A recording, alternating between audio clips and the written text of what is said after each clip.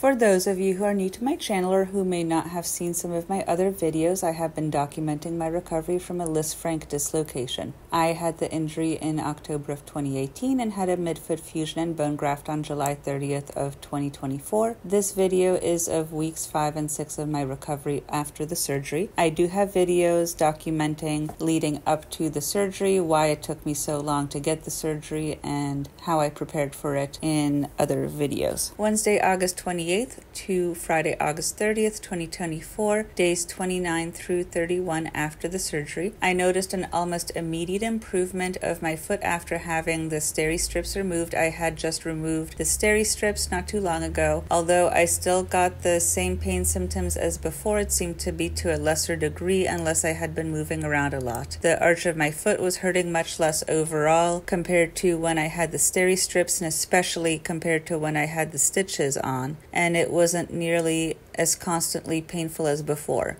I was also having less pain around the scar and having less of a pulling sensation around the scar area. I went to the gym on Thursday the 29th. This was just the third time going to the gym since the surgery. This ended up being the last time I was able to do the gym for the next month or so due to foot and ankle pain making it too difficult to go. I was still getting soreness, tingling, shooting pains, and some stabbing pain in my foot. My foot was also still a bit puffy from the surgery. The worst was always towards the end of the day, both for pain and for puffiness. I was cleaning the scar with the Vosh solution that my sister Anne Helen had given me. Anne Helen, as I have mentioned in other videos, is a nurse. She has been instrumental in helping me take care of my foot and answering questions between doctor's appointments. She had also recommended that I keep the scar covered and use Medi Honey to help with debridement and wound healing around the scar area, so I ordered Medi Honey online on Amazon to give that a try. Starting during the 5th week of healing, I noticed that it started being much harder to move my big toe, but it was also starting to hurt less overall. Saturday, August 31st, 2024, day 32 after my midfoot fusion. The scar was starting to look a little better. I had started using the Medi Honey that I had ordered on Amazon, which seemed to be making a bit of a difference with the scar healing, which had been having a lot of difficulty. My foot seemed to be improving as long as I didn't move too much, but my foot and ankle would still get so sore if I moved around, and my big toe and that whole inner side of my foot was still very swollen. The little scar on the side of my heel, which was where the bone graft had come from, still stung quite a bit. Sometimes there was also a stabbing pain there. Otherwise, that scar seemed to be doing pretty well. I did put some Medi Honey on that scar as well, even though it was looking a lot better than the larger scar, just to help it out a bit. I was cleaning the scars out with the Vosh solution and cotton swabs at night in the shower. The Vosh surprisingly didn't sting or hurt at all when I used it, which I was pleasantly surprised with. I was honestly expecting it to feel much worse than it did. Based on the pictures of my foot and the scar that I was sending to my family on a daily basis to update them because they were very invested in seeing how my foot was healing,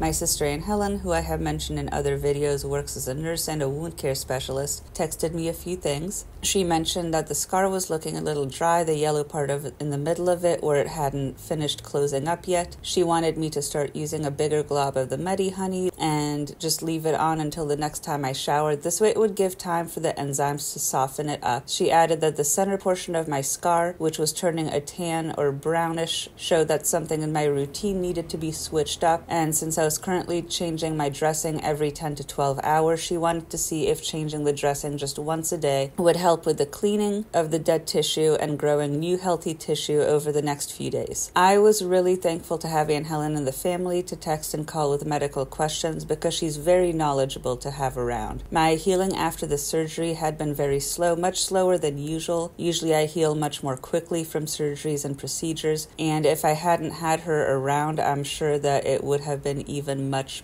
slower. Tuesday, September 3rd, 2024, day 35 after my surgery. The scar on my heel where the bone graft was taken was feeling a little scratchy and painful. I needed to ice my foot less often than before, 3 to 4 times a day instead of 5 to 7 times a day. My big toe was not moving well on its own at all anymore, and it hurt to touch it at all, even lightly, and it also hurt to touch the smaller toe next to it. My foot for the first time since the surgery was starting to feel comfortably warm. Until that day, it had felt either cold to the touch or a neutral temperature, but it was finally starting to feel like it it was warming up. Wednesday, September 4th, 2024, day 36 after my midfoot fusion. I had a minor fall off my knee scooter in the living room on the way to the kitchen. Ironically, I was on my way to get an ice pack and I bumped my knee scooter against one of our couches in the living room and fell off the knee scooter. Then the knee scooter fell on top of me. Thankfully, since Matt works from home, he came running right over to make sure that I was okay and that I was able to get up, and then he went to get me the ice pack that I was on my way to go get. My foot did hurt quite a bit after. It was sore, it felt a bit strained, my ankle also felt strained, but all was okay other than feeling shaken up. Nothing became swollen, more than usual, bruised or discolored over the next day or two, and so we were pretty convinced that nothing was wrong from the fall. Matt and I went to my parents' house for dinner that night because during the summers their neighborhood gets food trucks on Wednesdays, and this week it was a hibachi truck, which was amazing food. My foot was still sore, so I had to be careful moving around, but it was really nice getting out of the house. It's about 5 hours since my incident. My foot is not feeling strained or sore at all anymore from the incident.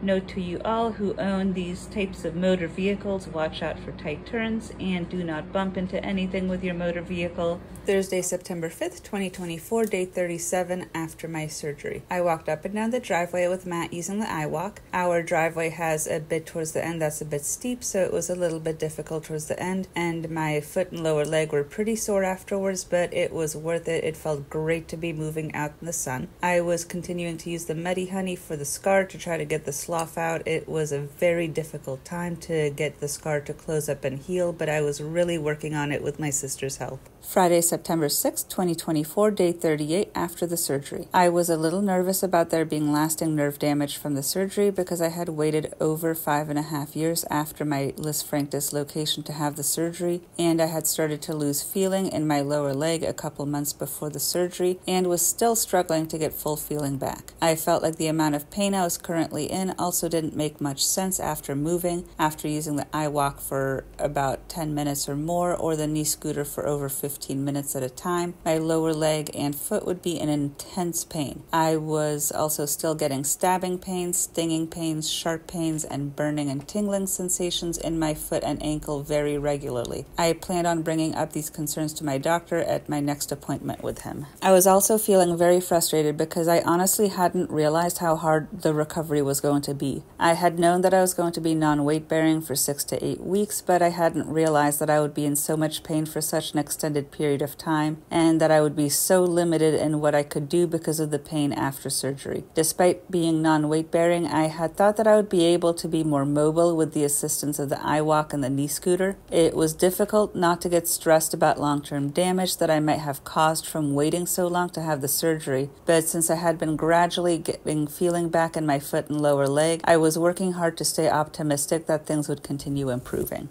Saturday, September 7th, 2024, day 39 after my surgery. I was starting to feel much more socially isolated due to my limited mobility. I used the iWalk to bring my coffee out to the front porch to watch what was going on in my neighborhood for a bit and to read outside. That helped a lot to be outside for a bit in the nice weather. It was super sunny out that weekend. My youngest sister Sophie came over to watch Designated Survivor with Matt and me, and that helped a lot with morale. Sophie has gone out of her way to visit multiple times while I was recovering. I was able to stretch my foot because it was getting really stiff, and I could finally start moving my big toe just a little bit again. Sunday, September 8th, 2024, day 40 after my surgery. I took a short walk with Matt on the sidewalk outside using the iWalk. It was really nice doing steps. It was great weather. It was sunny, so it was great to be moving around outside. My foot still felt like it was hurting more than it should after not much movement at a time and would get sore very easily, but overall it felt like a pretty good day that day. I found some leg exercises online that I could do because I noticed that my right leg muscles were starting to look not so great due to lack of use. I was used to much more exercise before my surgery and noticed just that the leg was starting to get a little bit skinnier, so I was starting to try to make more of an effort to do more non-weight bearing exercises. Monday, September 9th, 2024, day 41 after my surgery.